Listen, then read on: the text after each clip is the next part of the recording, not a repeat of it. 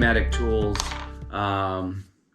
you know they need to be oiled, some frequently, more frequently than others. So I looked into these automatic oilers for air tools. I got the cheap one. Like, this isn't even metal. It's like almost like a plastic, it feels like. Can't really tell what the material is, but the point is it's a cheap, and you'll be able to tell how it's kind of gold. So if you look on like Amazon or something like that, you'll know. So I suggest paying a little money and getting ones that are a little bit nicer. This was a 2-pack, so if something happens, I'll just swap it out. But that's going to be your filler. Some complaints I've seen is after like a couple times of opening and closing that screw, this starts to leak. So again, more reason to get one that's a little bit nicer. The second thing to think about here is I got a dual quick release. I'm only going to put this on one side here. And the reason why is because I use my spray tools a lot. Obviously, they don't need to be oiled, so I don't want to be spraying oil out of the tool via the oiler. So we're going to put that on one, then I'll leave the other side open just so that we can, you know, attach anything that doesn't necessarily need any lubrication. So here we go. So the first step, guys, is we're going to pull this guy off.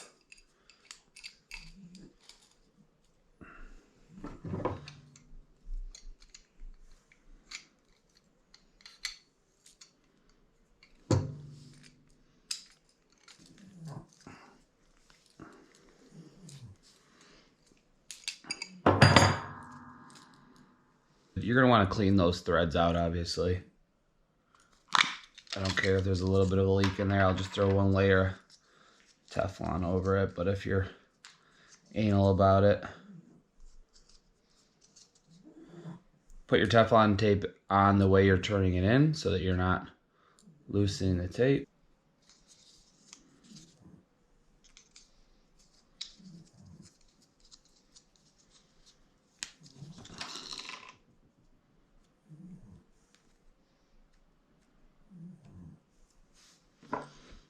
We're going to screw this puppy into here.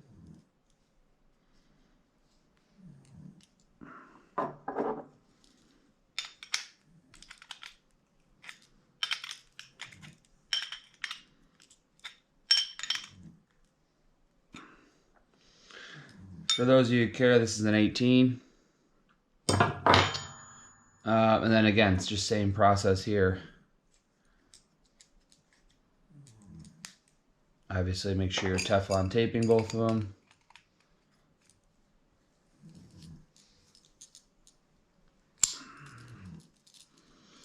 And so that's pretty much that, guys. Now this will automatically oil whatever I have hooked up to here. If I need stuff that doesn't oil, I'll just hook it up to this end here. Obviously, be careful when you're throwing around your compression hoses. I know I throw mine around a bit, so this will break, but you're going to loosen this screw here.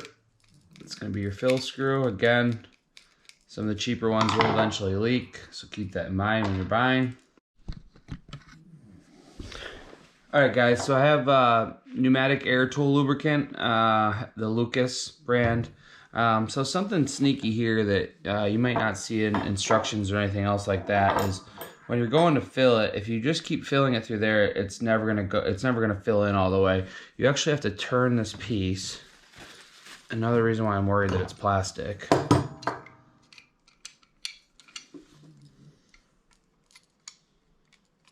Just be gentle here.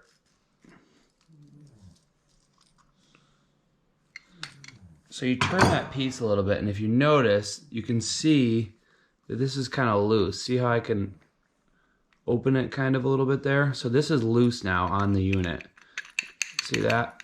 So you don't want to keep it too loose, but you want it loose enough for a little air to get through there. So while you're putting the oil in,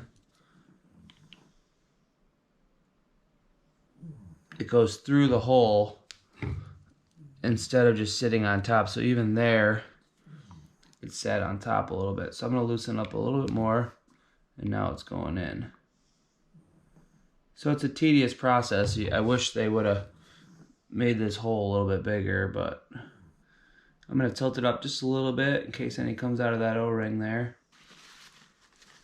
Now that she's full, I'm going to tighten her up while keeping the screw hole pointed up. And we'll put this guy back in.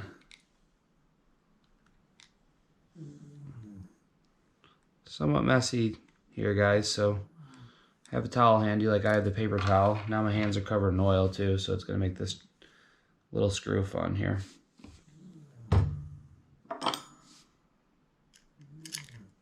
So that's screwed back into place. Kind of an annoying contraption to have on your compressor, but you know, like my nail gun wants to be oiled every 4 hours when I'm using it, so this will be a little bit nicer, but you can see the little air bubble there, so it is filled up now. I don't know how long it'll last. I'm sure it's going to be dependent on the tools, obviously, so I have to keep an eye on it. Again, if it becomes more of a pain, then we'll just switch back, or I'll get a bigger one of these, but I can't imagine it eating up too much unless you're, you know, a major contractor doing framing and whatnot. So, all right, guys, that's pretty much it. Good luck.